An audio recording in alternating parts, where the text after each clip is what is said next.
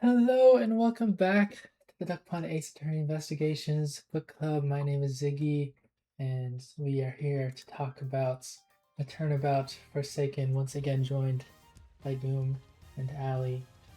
Um, Hello. the second to last case in Ace Attorney Investigations. We're almost at the end here, and quite a case, I gotta say. Ace Attorney Investigations 2 is definitely keeping up its streak of good cases. Not as long as the last one, but still a pretty action-packed one, all the same. Goom, before we really get into the nitty-gritty, what are your initial thoughts about this case? It's good. I always remember it as being longer than it is. That's why a lot of character stuff happens. So it's important, but it's also like not as long as I remember. Yeah. Yeah, not a My very long opinions. case. What about you, Allie? I liked that it tied in some of the elements that we were confused about or thought were a little excessive before. So it's helping bring investigations to a close as we're Investigations finishing too. the case. I mean, like the entire series of investigations. Yeah, there is Because, no I games mean, after this. So. there's you know, the references that they're making to the cases from the first game, specifically the one case where we were like, why are they bringing back these characters, and bringing back them again. So I at least appreciated that it made things feel less pointless, and overall was a pretty good case, I would say.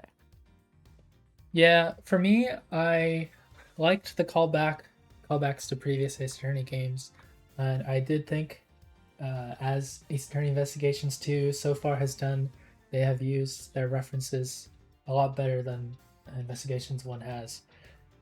I.e., Emma Sky being there for more than like 2 seconds, and also a lot of heart actually doing things. So, yes, very good. Great case. How about we get right into it though? So we have a very short, actually, first chapter part of the case here, where you're kind of just in, we're kind of just in the fallout of the last case where um, Edgeworth's badge is sort of up for, I don't know, it's kind of in contention whether he's actually going to get to keep it or not. And this was also something I was speculating on in the last case, about if that's going to be like the big moment of truth thing at the end of the game. But anyways, we're immediately introduced to uh, a new character, Florence Needler, who is apparently a nurse and has brought a patient that is yet to be revealed. But what do you guys think about Florence Needler? Just all right, just a background character with a theme. This is um the I mean, that was it. I really don't have much to say about him. the this is the most tragic lost name from the fan translation for me personally. Just that the hospital she works at used to be called the Die Young Hospital. Yeah, Die Oh, Young was it goes pretty hard. I don't remember what it's. I don't remember what it's called. it's just In the called official Hertz translation. Hospital. Yeah, Something. see, that's not No, Die Young interesting. is so much better. Yeah, I don't know. Maybe a reference to ketchup, although they don't really. Her whole gimmick at the start is basically just like, do you Are you want an seriously? injection? Are you seriously asking if Hertz is a reference to ketchup and not like the concept of Hertz? I mean, it could be, but it could also be ketchup. Used to say. Okay. who could say? Either She's ways, not really interesting without her partner character, in my opinion. Florence. yeah, she makes an okay first impression, but I think once you actually get to see the animations of her with her grandmother, um, Yeah. it's Oh yeah, very using her grandmother basically like a puppet, or well, she's being used like a puppet. pretty I don't know. epic. But They've got a weird relationship. yeah, but then we get introduced to the patient, which I thought was gonna they were gonna drag it out a bit. I was preparing myself for it being a whole big freaking amnesia thing. That's gonna be dragged out, but no. Fortunately, they almost immediately the characters themselves figured out that this is actually Kay who has amnesia, which is good because they had dragged it on, I would have been very annoyed. But yeah, I Kay. genuinely started crying when I heard her theme being like all sad and somber. Like that broke me, man. Yeah, she's got her hair down now. She's got a bunch of bandages on herself. Also, before I forget to point this out later, whenever they flip her sprite, she also has like it's just a flipped sprite, so her bandages also just go over the other side of her face, which I find quite strange. But yeah, I guess they didn't want to remake the entire sprite for the other side. So that's the problem when you get things like that. But yeah, she's got a very sad theme, and it's good that they figure out who she is immediately. Although she does not figure out who she actually is until the very end of the case. But it's a very different Kay for this one. Extremely different K. Disturbingly so.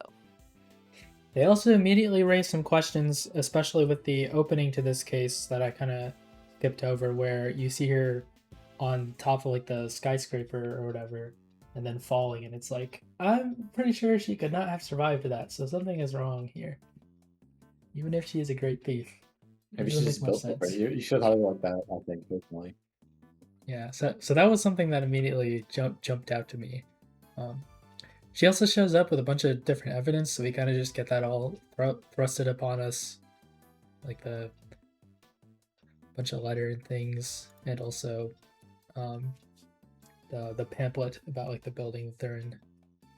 And eventually, we actually go to that building. We get a little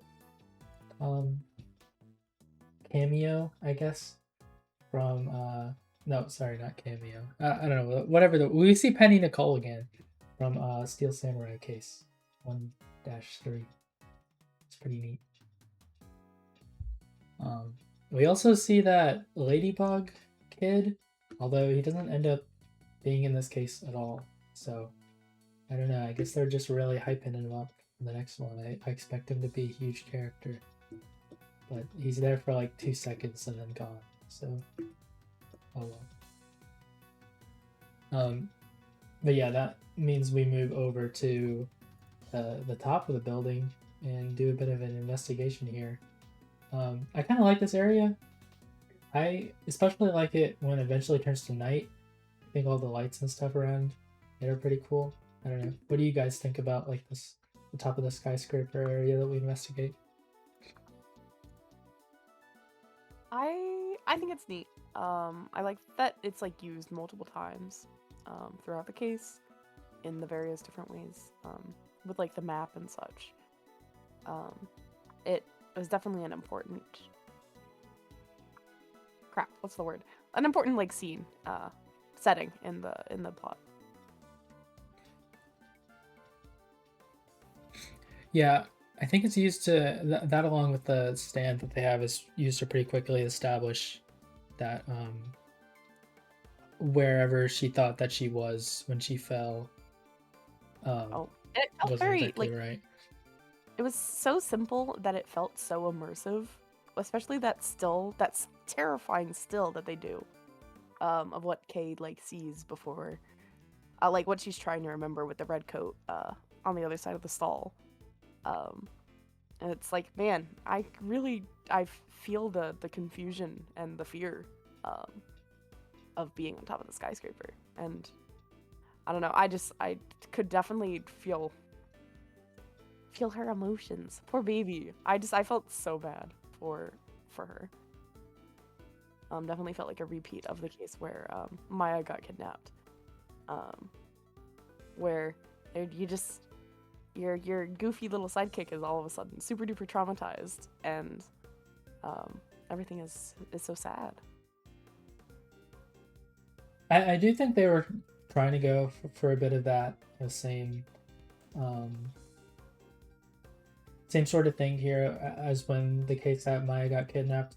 I guess maybe I just feel like Kay hasn't had enough characterization yet to really give me the emotional bond that I have with her compared to Maya, but I definitely did feel bad for Kay during this case, and I was glad. I mean, there were parts later in the case that also I think are very good to show the relationship between Edgeworth and Kay.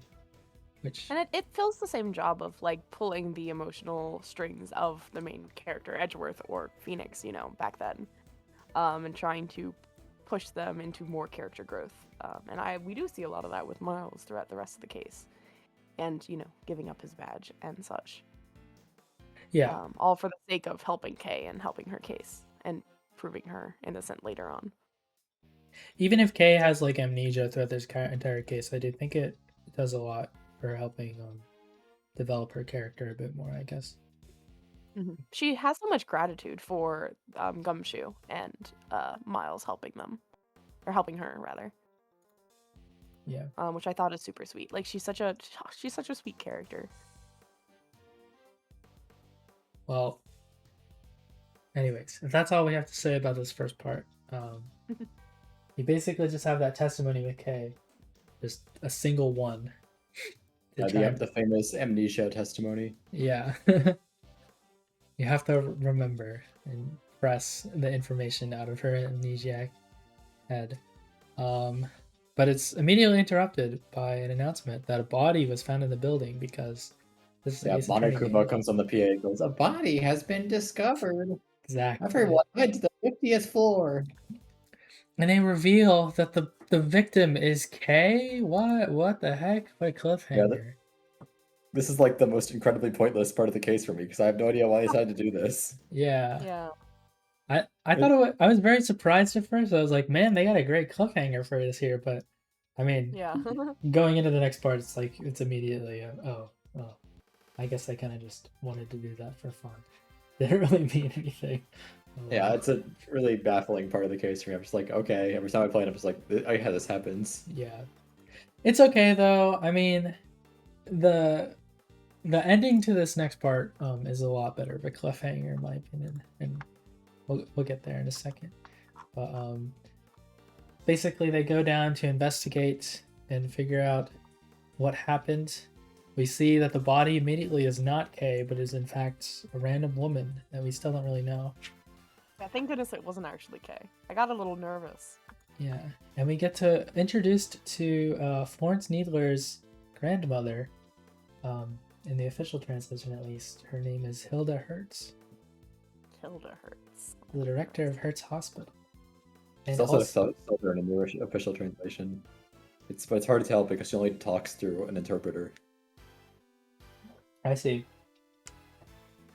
I think their dynamic is very funny. I liked the animations of Florence like smiling behind her after she like whacks the freaking ball on her head or whatever. And then when Hertz goes and like hits her with a stick. Very funny stuff. Turn the back of the head with a cane. Yeah. I was a huge fan of that. I think their animations get a lot more funny when they're together, so. Yeah, this is like the very first Ace Attorney character. It's like a duo character, basically, where it's like, it's not really interesting until there's both of them out in the field, I guess. Except for the puppet. That's more of like a great Ace Attorney thing where they have the multiple witnesses on the stand at once, but it happens in this game, like this one time. Yeah, I'd agree that really the only sort of character we've had like this before was the Trillo from Thank you, I can remember his name, Trillo. I mean, I'd say it's a tryout for the Great Ace Attorney because we're like only 5 years out from that now, but I don't think that any of the same writers worked on those games, so. I see. Well, I liked them. And also, before we really talk about investigation of some of the other stuff that happens in here, this body also ends up in the Committee for Prosecutorial Excellence. The fabled place was mentioned all the way back in the second case of this game. We're finally here, and a body is discovered here. I also immediately noticed upon the investigation, I was very confused why they still had a stained glass picture of what looks exactly like Manfred von Karma here. The disgraced in jail criminal. So I guess they just decided not to take that out, for even though it's been like years since he got arrested. But okay then, I guess. You gotta suspend your disbelief, I guess. Yeah. We figure out some good things in this investigation, though. Mainly with like the 3-pronged candelabrum. Also, the the letter that was placed into her suit, but like didn't have holes in it or blood on it. So very suspicious indeed. And then also just the information about needing the security card to get into the room in the first place. So only authorized people can get in, definitely. That won't be overturned later on. But then Winner and Gavel show up, these freaking people, and then we have a back and forth with Winner. Winner gets to say my favorite line in the case in his very first testimony. Wow, what a guy. It's the opening line of, they call it the human race because somebody has to win it, and that somebody is me. Just a great line. Oh, true. That's part of his testimony as well. It is. You can press it. I don't remember what happens when you press it, but you can. Pixel Partners didn't, but I saw someone comment for them to press the first statement that he makes, and they didn't do it. I was so upset. That's a shame. It's apparently supposed to be funny, I guess. There was a lot of funny lines in this one too. I guess I forgot to mention that Francisca is also showing up in this case because she's got something to investigate.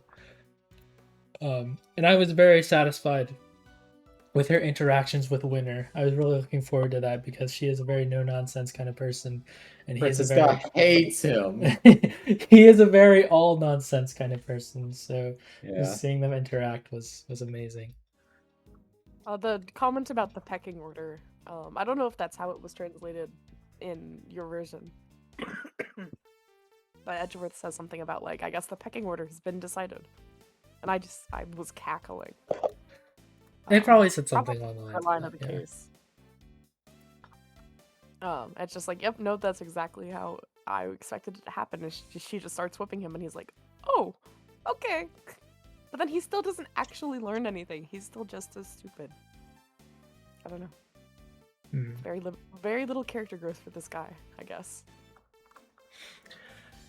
Yeah, but we pretty much have a very quick sort of testimony back and forth here, I'd say. There's only really 2 rebuttals that you have. And then we get a bit more information about the coroner's findings of the body. And then we get the introduction of Excelsius Winner, the chairman of the board, and also Winner's dad. Wow. What do you guys think about Excelsius Winner? His name is Blaze in the fan translation. And, Blaze? Like a Sonic character? I don't think it's spelled the same. Is it with an S? I can't remember. Is it spelled Blaise? Yeah. Oh, never mind. Okay, never mind. It's not the same one. But it seemed a little on the nose, given the animations that this guy has. So you said it was Excelsius. Excelsius Winner. I mean, yeah. I mean, that's definitely also. Oh, so then in the fan translation it would be Blaze the best, I guess. Yep, Blaze the best. I see. That's so interesting. Yeah, he's an interesting guy. I mean, I like the animation. His goggles fill up with tears. Because he's just such an emotional guy. It's because he's so sad. He hates his idiot son. His son is so stupid, and all of his loved ones keep disappearing on him. Like his wife just disappeared one day. That detective he used to butt heads with disappeared one day. Edgeworth are gonna disappear one day. It's just so sad, you know? Yeah. He's so alone with his idiot son forever and ever. He's really sympathetic. But yes, his animations are very funny. I have to agree. I don't think he had. Everyone is pretty comical in this case. He doesn't have his lighter animation just yet, but not quite yet. Yeah. Yeah, it's like sometimes they introduce a character and you're like, wow, they're really sympathy baiting this time. Like his backstory is just so like everybody I've ever known just disappeared. It's just so sad. Yeah. He's so sympathetic, and then he's also like, all right, we need to immediately arrest Kay because she's the killer, and I don't want this to be cleared up immediately, so. Yeah. But also, I don't know if you picked up on this, but Excelsius and Eustace are the only prosecutors who actually wear the prosecutor's badge that we've seen so far in Ace Attorney. I did not pick And up then, on that. Also, Excelsius wears like 20 prosecutors' badges. Oh, is that yeah. what those are? Okay. I see. Yeah, and the idea is that according to the character designers, they're badges of like all the prosecutors that he's like disbarred from prosecuting Oh, as the God. head of the committee. Jeez. It's like war Badass. trophies. Yeah. Wow. Kind of like Corsus Alba from the last game. Yeah. Although I don't know what his medals stand for. But yes, he wants Kay arrested immediately because he's definitely not suspicious at all. So then we get another big cliffhanger to this part where I was completely wrong about this being the penultimate decision of the game. We just get it right here. Edgeworth decides to freaking give up his badge and go after Let's Kay. go. What the heck? That's crazy.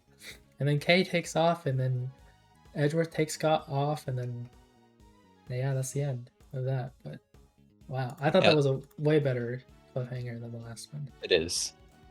I also like how they have Gavel just go and look at it without saying anything. That it's good writing. They only just as long as you know, like it reads really well on a replay, especially. Yeah. But this case as a whole, it's very I wrote in my notes that it's last case core, where it just kind of feels like a lot of the stuff that's happened in this case would normally just happen in the last case of a game. It's like Kay has amnesia, Edgeworth gives up his badge. I definitely Excelsius agree with that. A lot of hearts there. They've been building up to the committee meeting like the entire game, and this is the case where it would have happened in. Yeah, I guess we're skipping ahead a bit here, but like this case 100% to me felt like it should have been the last case. It really feels like the last one because you're finally getting to the committee, like the big thing.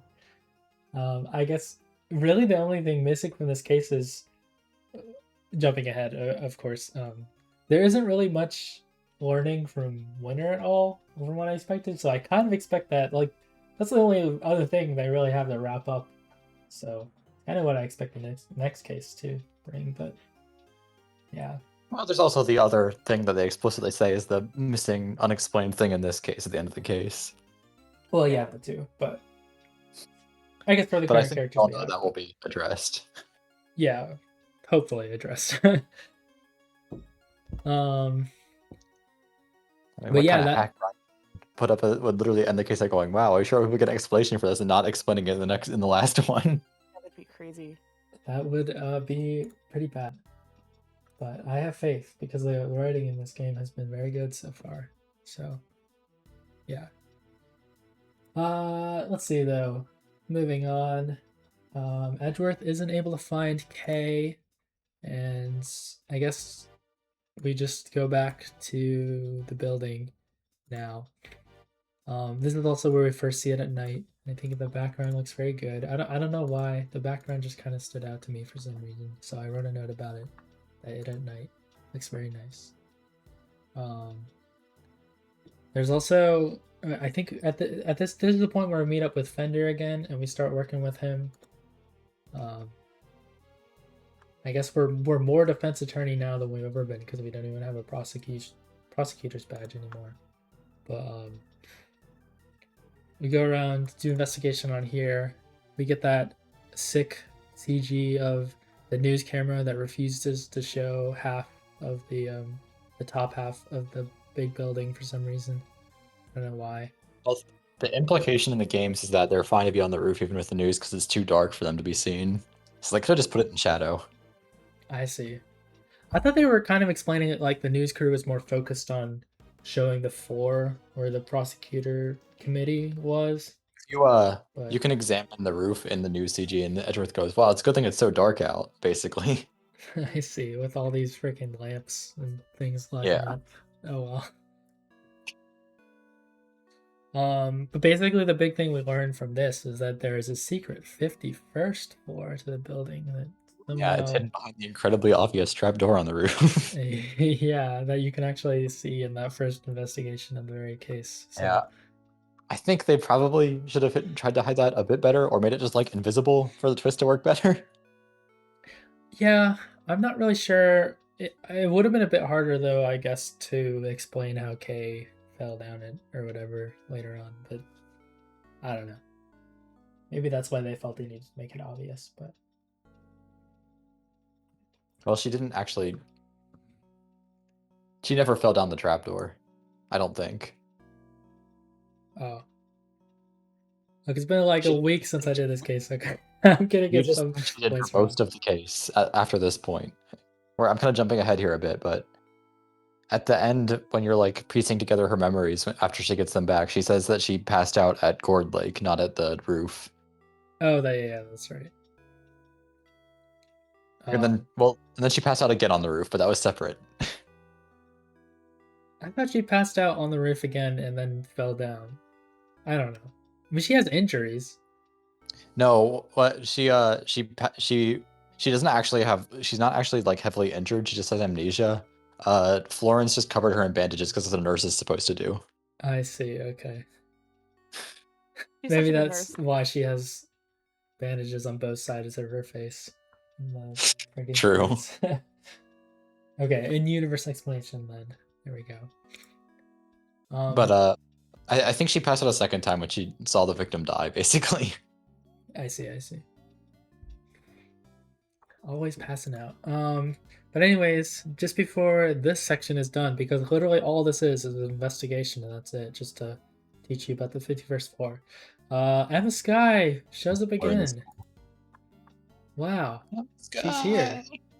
Wow. And you can immediately cop the reason for it because there's probably going to be blood in the future, and Gumshoe isn't here to help you with forensics, so... Well, Emma Skye's job is to dispense luminol. Yeah, that's basically all she's here to do. She is, So useful. yeah, she is here to be the blood person because Gumshoe is unavailable because he can't work with you anymore. She gets to do one of my favorite media jokes, though, where someone runs on the scene and just gives like a horrible explanation that they got from somebody else of what's happening. Mhm. I heard your badge fell off the building, and Yeah, I don't remember everything. It's been too long, but I just remember that's how it starts. yeah. But yeah, so Emma Skye joins us, and we go down the hatch to investigate the storeroom. And you get to have Emma Skye as your assistant. Wow, she gets some more dialogue. Wow. Yeah, Eddie Fender just kind of stands around, but we get to hang out with Emma Skye, which is great because that is way more than she did in Investigations 1, and she actually feels useful here. So I'm glad that she showed up, even though they have to explain it by her being like, yeah, I'm on vacation again, like a week later for some reason, which is crazy, but sure, why not? Because this game takes like place 2 weeks after the last game, so yeah. Yeah, she went back to Europe, and then her professor went to America. So she was like, "I'll be your interpreter here in America." And then she abandoned him to go help Edgeworth with the murder. Yeah, it's very convoluted.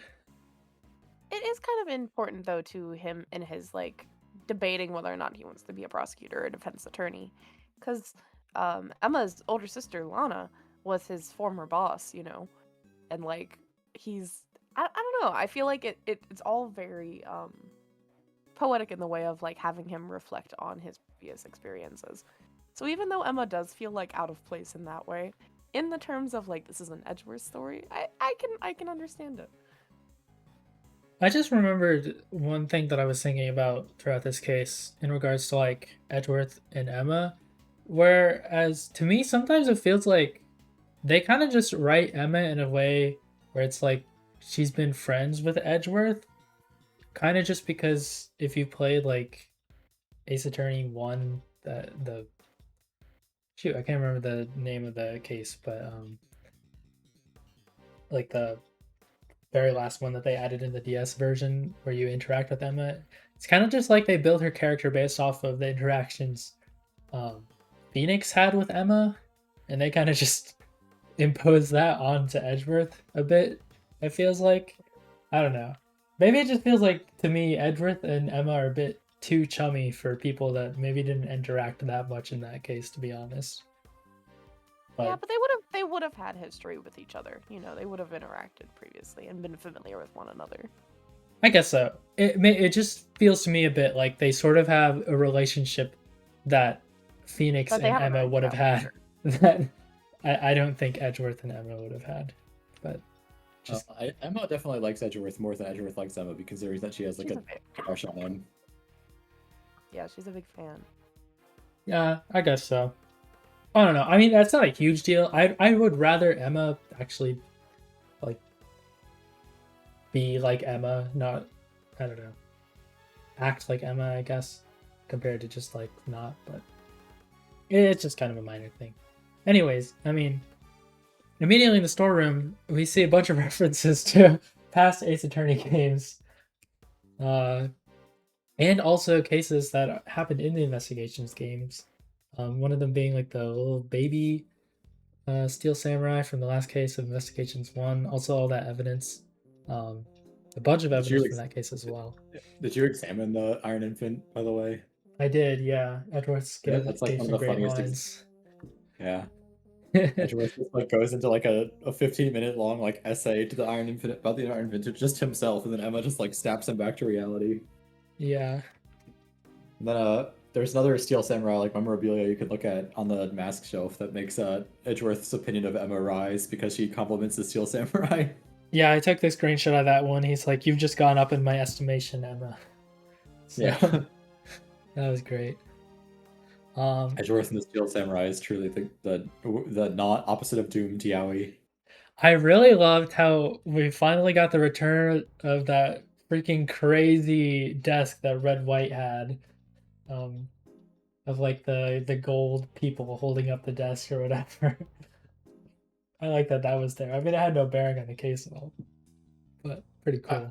I like Edgeworth being like, I would definitely remember a case where such an ugly piece of furniture was evidence.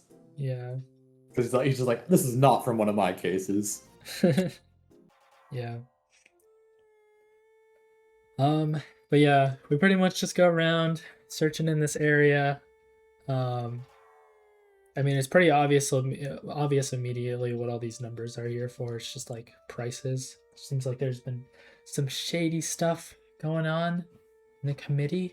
What the heck? Who could have seen that coming? And we also find a lot of our political system. Never. Yeah. We also find a lot of heart here, just hanging out. For some reason. I mean, and you do a little mind chess with her. I thought this one was pretty good. I would say every mind chess since like the third case of this game has been great. So no problems with that. Not as many times that they have mentioned to bide your time. So I actually almost died on this mind chest.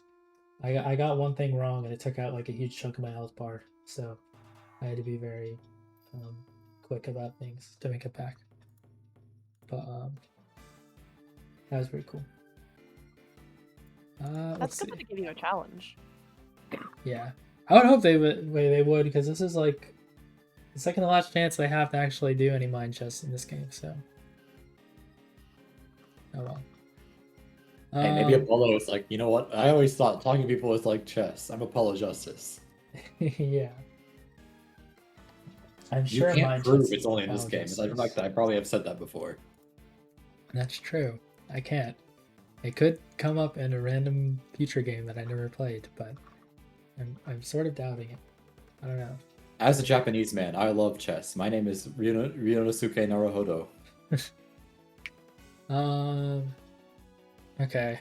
Last thing I'll say about the investigation for the storeroom, I love that they kept the continuity of Edgeworth thinking that the giant monkey head from Global Studios is called Miss Monkey.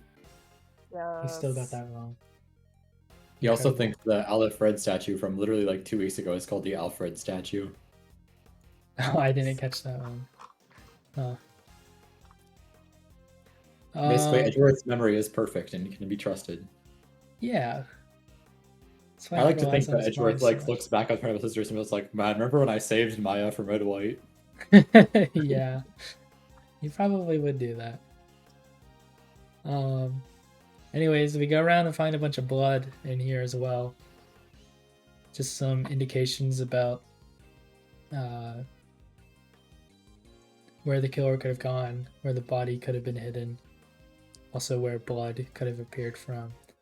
I like that they have the detail that the bloody handprints are on like on the side of the ladder. I can't exactly remember why. I think that's just because later on we figure out the killer had something wrong with their left hand, but pretty cool. And then we drop down back into the prosecutorial area for a little scuffle with Francisca. And a lot of us riding on the line here because if we don't get this right, then we get arrested. So, pretty cool. I don't know. I don't have a lot of notes about this part though. So, I don't know. You guys got any notes? Not really for this part, no.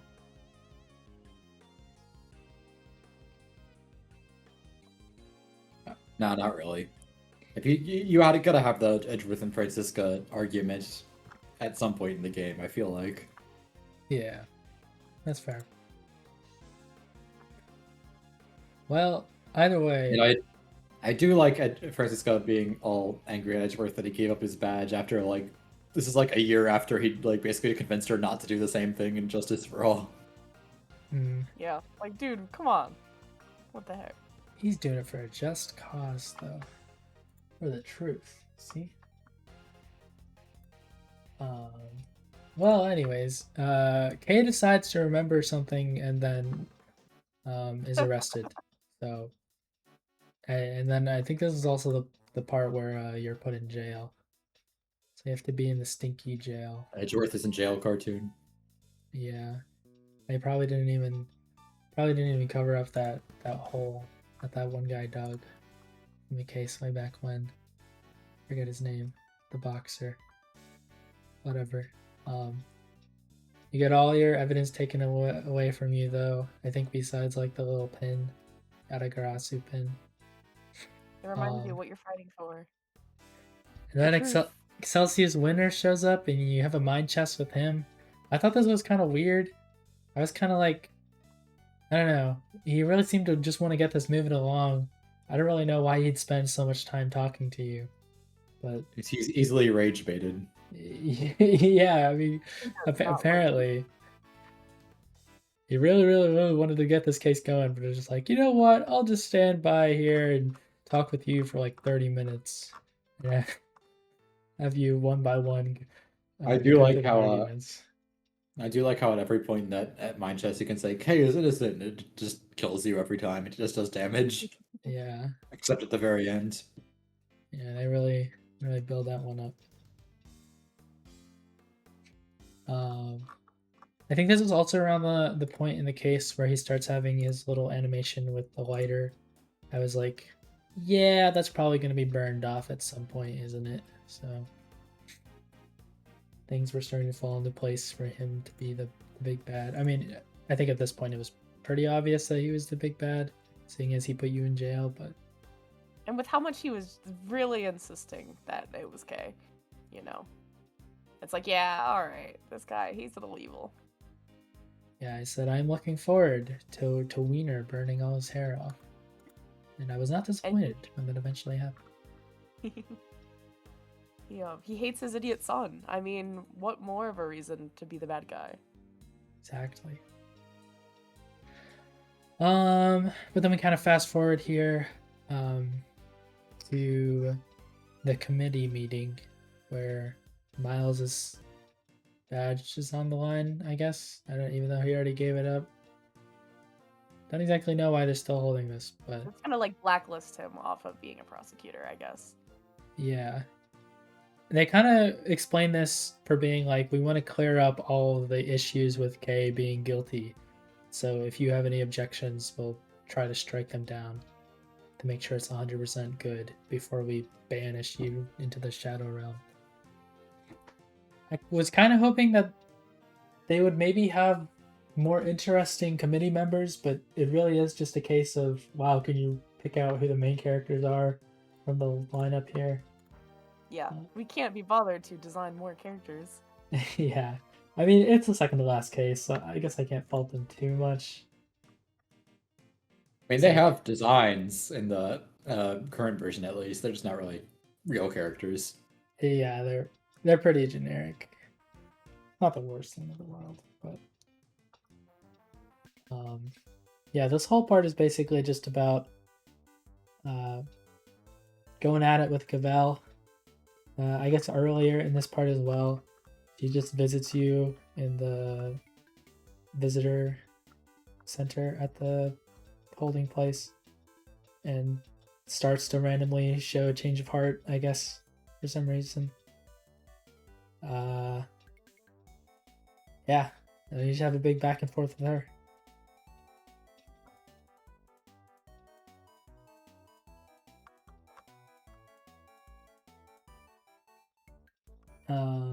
Let's see.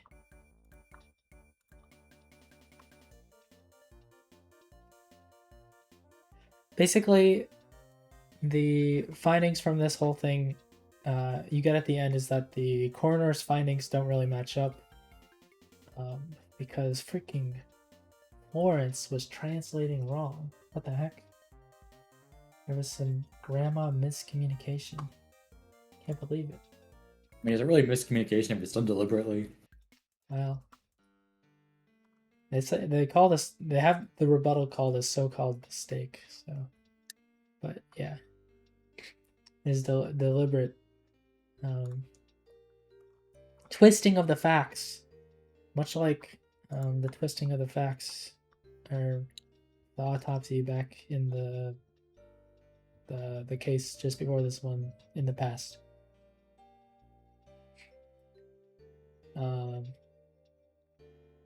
Yeah. We also go a bit more into like the auction stuff that was happening, and like different masks that people were wearing. I think I'm not exactly sure how this whole thing was run, but or how it was kept a secret for so long, but I guess it's kind of neat. I don't know. It can't have been happening for that long because the committee like only recently moved into this building. I see. Okay. And it also explains how they have evidence from Ace Attorney 1 that's like 2 years ago still. Wait a minute. If they just recently moved into this building, that means that they actively decided to put in that freaking stained glass of Von Karma, then. That wasn't just there. They probably had it from their old building. Oh my god. That's so stupid. Whatever, though, I guess. Let's see though. Moving on to this final part here, then we have a big showdown with Excelsius, except it's not really that big because it's just one rebuttal. But we get into this whole deal about the burn mark that was on Rosie's hand. We find out that the person that was speaking in the little recording device on the horned animal is not talking about the burn on the hand, it was the burn on the face. And then, Ooh. yeah. Winner is revealed. Excelsius Winner is revealed as the ringleader guy behind this whole thing. It's pretty cool. I like his breakdown animation. I'm not a huge fan of his face without all the hair though, but Yeah, kind of ugly. yeah. I am a little bit confused though about why, if he was wearing like a wig with a bunch of hair, why nobody really questioned that he suddenly had a bunch of hair. He has long hair, he just wears a fake beard. I see. Has he just been like wearing that for a really long time, I guess? Yeah, Oh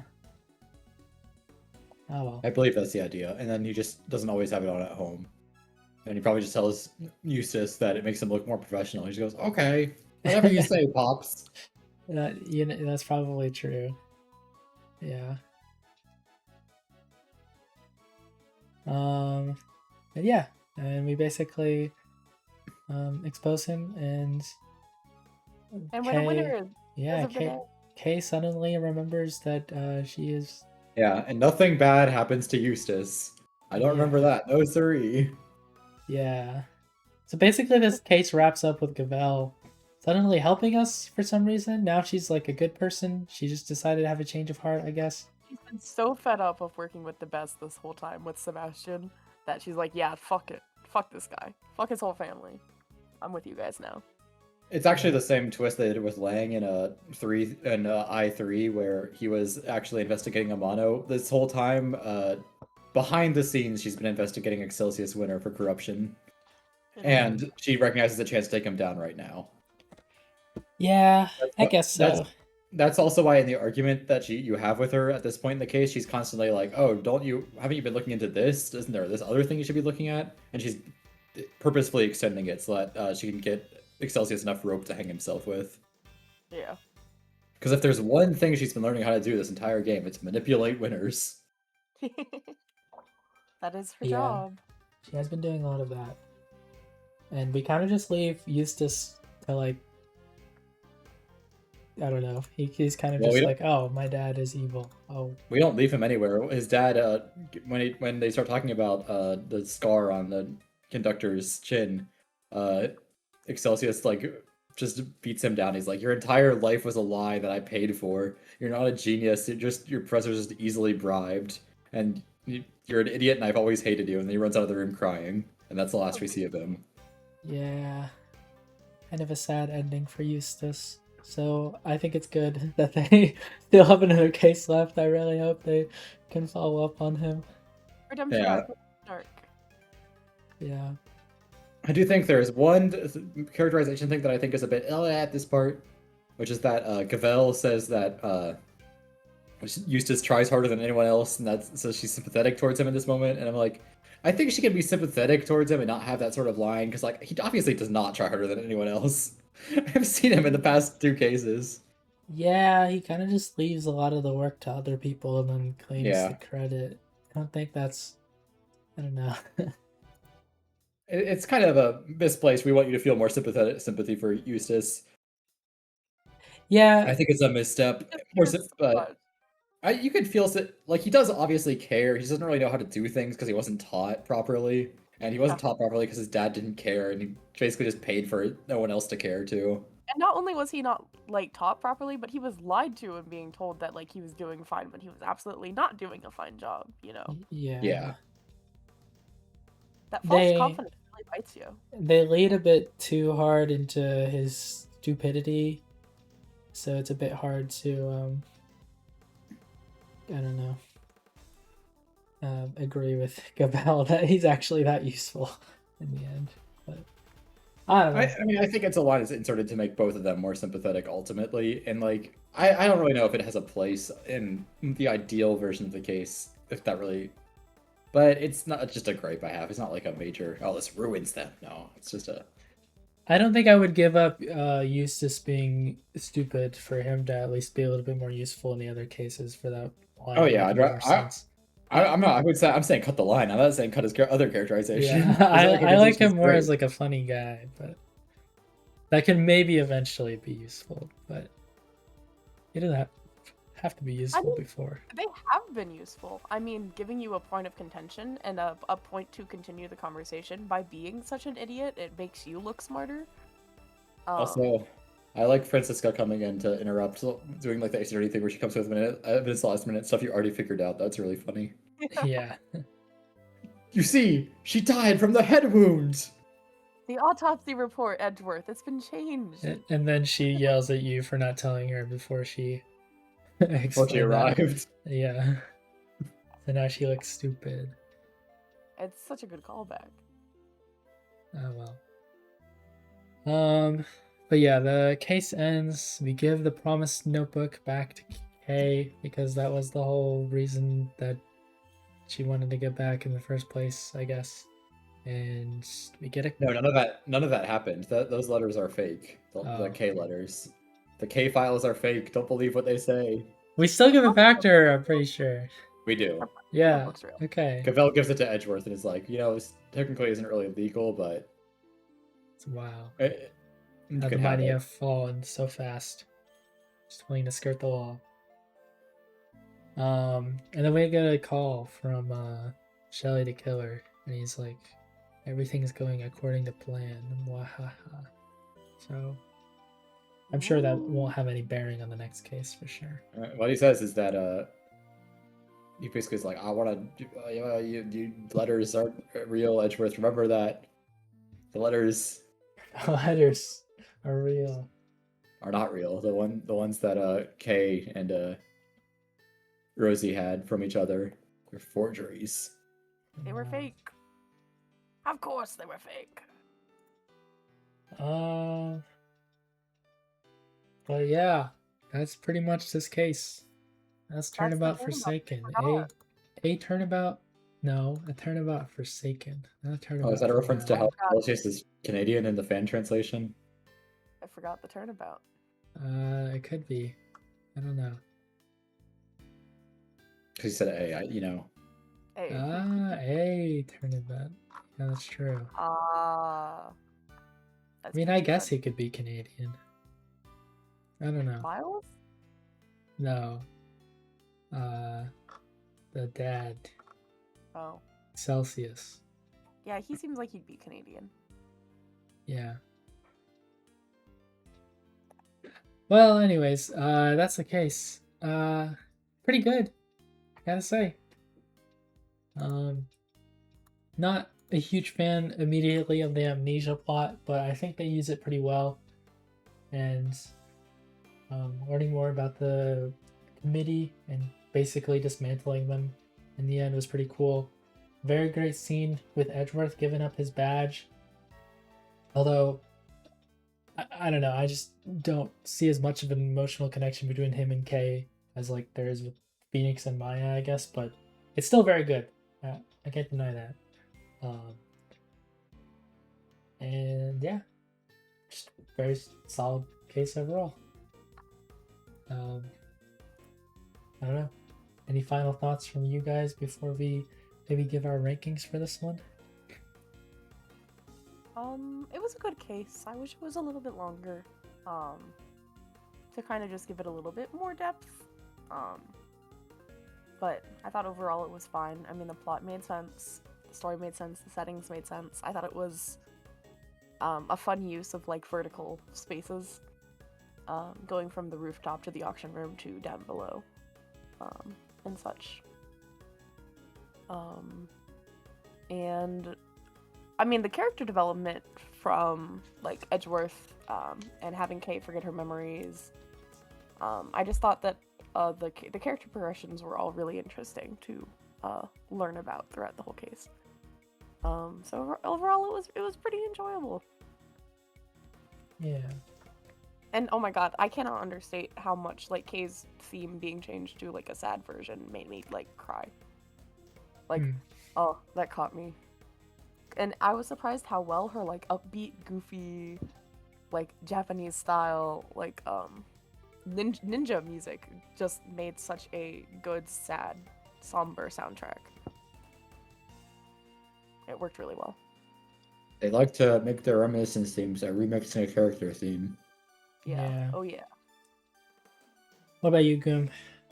Like they already did that with the Steel Samurai theme way back at Justice for All. The reminiscence theme for the last case is just a remix of the Steel Samurai song.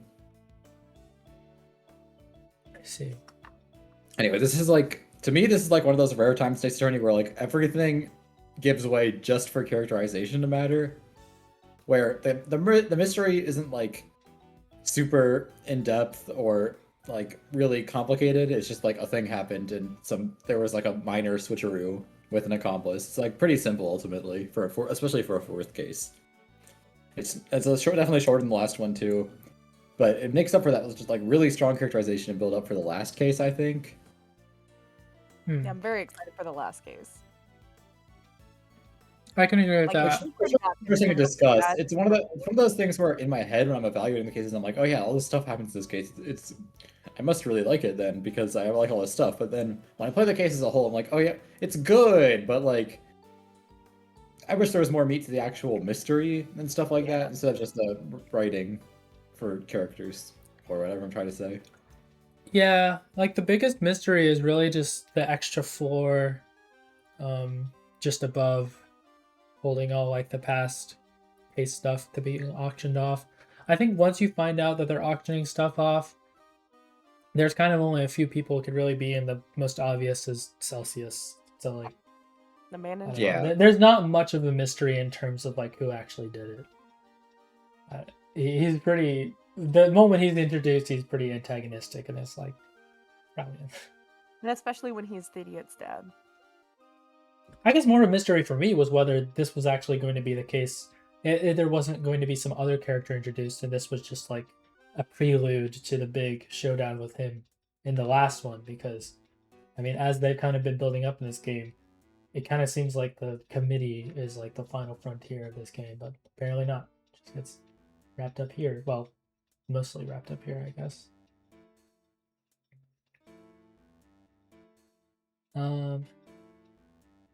Well, there are no other thoughts.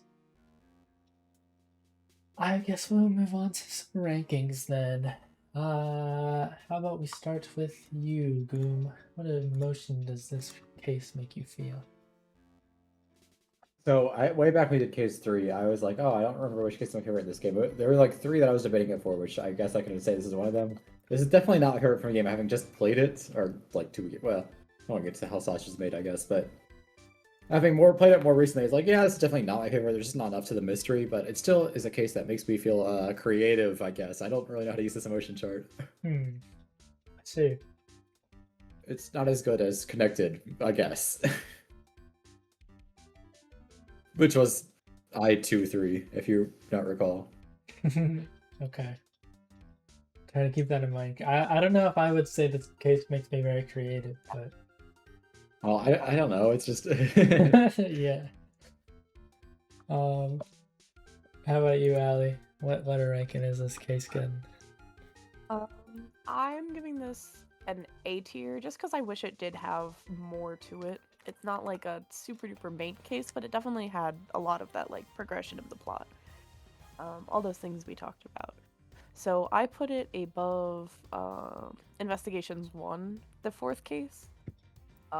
So high up on A tier. Let me post that for you guys to see. Okay. But still below the first case of the 3rd game. And other the restaurant one that I keep forgetting. Recipe. For Recipe. Turnabout. Yeah. Still below that one. I love those cases so much. But overall, really good. Okay. As for me, I'm thinking about putting it. I liked this case more, especially for the character stuff, than the Captive Turnabout, which was the second case from this game. But not too much more than that. So I'm gonna put it right above there. So at least for me, in my full rankings right now, they will slot it in just above the Captive Turnabout, second case from this game, and just below the Stolen Turnabout, the second case from Trials and Tribulations. So a pretty respectable 7th place right now. Nice. Not too bad. I'd say it's a very, very solid one. That is the tier of cases where it's like, this is very solid. I'm a fan of these types of cases. So, all right. Well, I guess with all those rankings out of the way, maybe I can actually remember to read off one of the quotes I had saved from this case. It's in, just before we end, I gotta make sure I say this. It's in one of the rebuttals you have with Francisca, where she says you make a really hyperbolic claim. And I like that he says, hyperbolic? Me? Surely you're the one making a mountain out of my perfectly reasonable molehill. So, Oh, that goes hard. Yeah. yeah. The little sass. The Edgeworth sass there. But, alright. I guess that will do it for this case. Allie, where can people find you? People can find me taking a nap in my bed because I've been sick for 3 weeks. Ugh. Alright. Boom. Where can people find you? if they follow the the deepest thread connected to the cut that hurts the most, they'll find me at the end. I In the House of see. Spiders. In the House of Spiders. All right. Yeah, I wasn't sure if it was clear enough that that was a reference to Kento 9 because I only like half remembered it. Oh no, I got it. And you can find me here on the Ziggy YouTube channel. Remember to press the like subscribe button whenever you're in there, whenever you're in a freaking cross examination, rebuttal, whatever it is that you're in. Yeah. Wake up. Wake we'll, up. Wake we'll up. be wake up. here either in 1 or 2 weeks. I don't really know for sure. Probably 1 week to talk about the final case. Bates Attorney Investigations 2. Forever. We're never talking about it again ever, so I'm make sure erasing to, Eastern Investigations 2 from my mind. It's your yeah. last chance to play the game, guys. I will never mention it again in the future. And if I do, then I guess I'll have to play the entire game again. Yeah, that'll do it. Alright, well, thanks for listening. Bye. Bye.